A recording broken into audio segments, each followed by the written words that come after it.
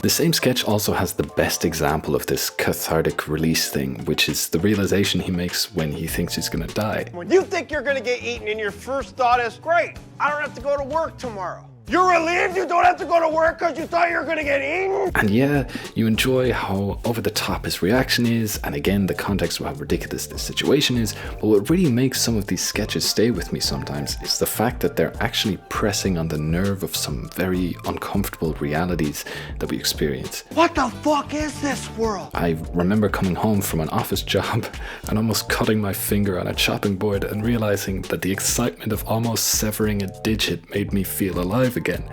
Being in the day in, day out of that job had robbed me of my excitement for life itself. That was the most consequential day of my life because now I don't like my work. So when you hear someone screaming these statements of feelings you can somehow connect with, it feels cathartic. Like, I know this situation is obviously absurd, but what he's saying, I feel that too. I'm screaming that on the inside. What have they done to us? What did they do to us? And this is a universal experience of good comedy. It's like when Larry voices some really specific opinion you agree with on Curb. As our gift to you is going to sing a special song. So let's have a nice round of applause for That's a Sammy gift? Davis. Are you kidding?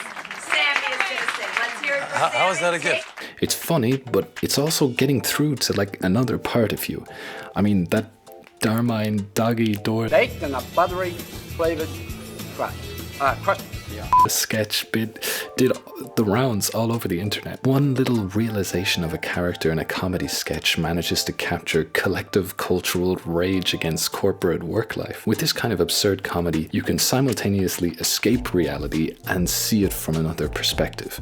Comedy like this, when done right, has the ability to access stupid insecurities or difficult realities in a way that they become apparent to you. You can feel like, okay, I'm not that weird, other people feel this way too, and you can process all of this within the safe confines of a humorous sketch.